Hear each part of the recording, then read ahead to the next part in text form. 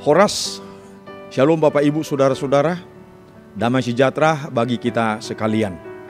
Izinkan kami menyapa dan mengucapkan selamat ulang tahun kelahiran dan selamat ulang tahun pernikahan bagi Bapak Ibu Saudara-saudara. Kiranya Tuhan melimpahkan berkat-Nya dengan memberikan umur panjang, kesehatan dan sukacita.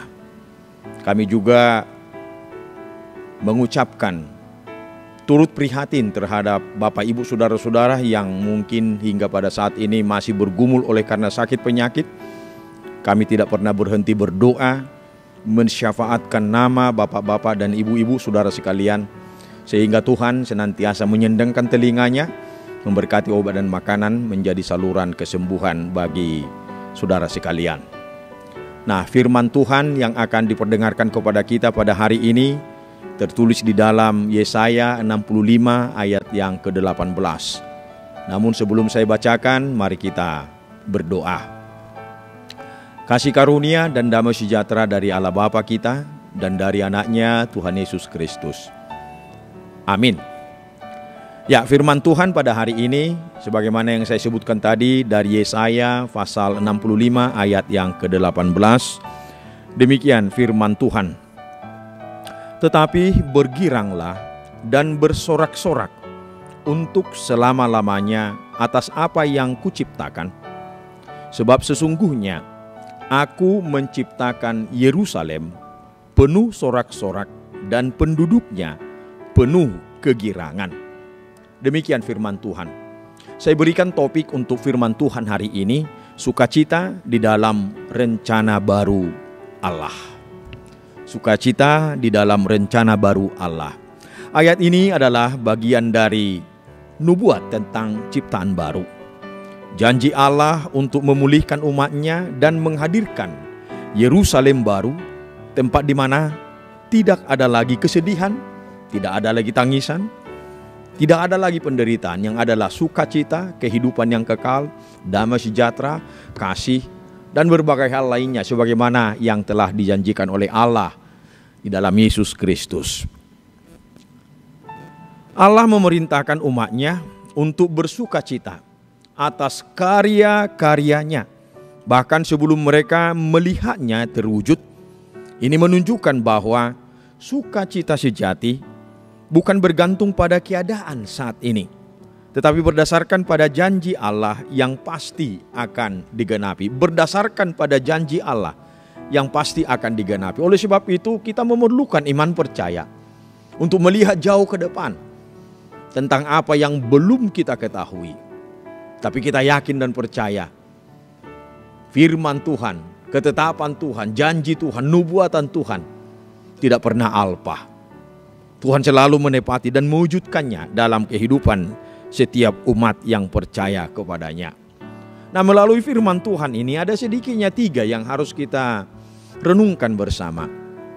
Makna dan pesan-pesan rohani melalui nats firman Tuhan hari ini. Yang pertama, sukacita sejati berasal dari karya Allah, bukan situasi. Berasal dari karya Allah, Allah yang menjadikan dan Allah yang menciptakan. Sehingga sering dikatakan seorang pengkhotbah bahwa dunia ini adalah panggung kemuliaan Allah. Dunia ini adalah panggung kemuliaan Allah. Melalui dunia ini Allah akan dikenal dan dilihat. Begitu indahnya ciptaan Tuhan. Sehingga kalau ada ciptaan Tuhan yang sudah mulai rusak, maka abdi-abdi Allah, umat-umat Allah yang adalah representasi Allah, yang percaya kepada Allah harus memperbaikinya. Harus mengembalikannya kepada sedia kala sebagaimana Allah menjadikannya sebelumnya. Sehingga sukacita yang sejati berasal dari karya Allah. Berasal dari karya Allah yang mana melalui anak-anak Tuhan juga bisa mengembalikan karya Allah yang sudah rusak.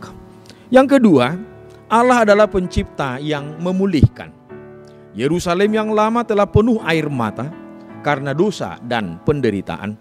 Tetapi Allah berjanji menciptakan Yerusalem yang baru, yang penuh dengan sorak-sorai. Ini menegaskan bahwa tidak ada luka yang terlalu dalam. Tidak ada luka yang terlalu dalam. Tangan Tuhan tidak cukup panjang untuk meraih, untuk menopang, dan untuk memberkati kita semuanya. Ini menegaskan bahwa tidak ada luka yang terlalu dalam untuk disembuhkan oleh kasih Allah. Jadi tidak perlu ragu, jangan takut dan jangan bimbang. Tangan Tuhan akan dapat meraih. Tangan Tuhan tidak kurang panjangnya untuk sampai kepada Bapak Ibu Saudara-saudara, mengurapi, memberkati. Setiap yang sakit akan diberkati dan diurapi oleh Tuhan. Obat dan makanan akan menjadi saluran kesembuhan dan kekuatan bagi saudara sekalian. Yang ketiga, kegirangan orang percaya adalah tanda pengharapan yang hidup. Kegirangan orang percaya adalah tanda pengharapan yang hidup. Oleh sebab itu, dalam segala hal, hidup kita harus menjadi hidup yang bersyukur. Jika dikatakan kegirangan orang percaya sebagai tanda pengharapan yang hidup, bukan berarti ketika kita bergumul, kita berlompat-lompat, bertempik ria dan lain sebagainya.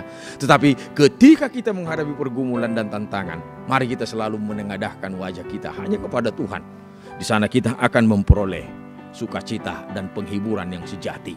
Di sana kita akan mendapatkan jawaban-jawaban atas setiap pertanyaan-pertanyaan yang mungkin sulit untuk kita terima jawabannya dari dunia ini. Tapi bagi Tuhan itu semua tidak ada yang berat dan tidak ada yang sulit. Oleh sebab itu, jika Tuhan menjanjikan Yerusalem yang baru, tempat yang penuh dengan kasih dan karunia, tempat yang penuh dengan damai dan sejahtera, tentulah itu akan diberikan kepada setiap orang yang taat, yang beriman, dan yang berpengharapan yang hidup. Maka dalam setiap perjalanan hidup kita, mungkin khusus satu hari ini, mari kita selalu menengadahkan wajah kita hanya kepada Tuhan dan memohon pertolongan, penyertaan Tuhan dalam hidup kita. Selamat beraktivitas, Tuhan Yesus memberkati. Mari kita berdoa. Ya Tuhan Allah Bapa yang bertahta dalam kerajaan surga, segala puji, hormat, dan sembah hanya bagi Tuhan. Karena kasih dan karunia-Mu yang melayakkan kami untuk menerima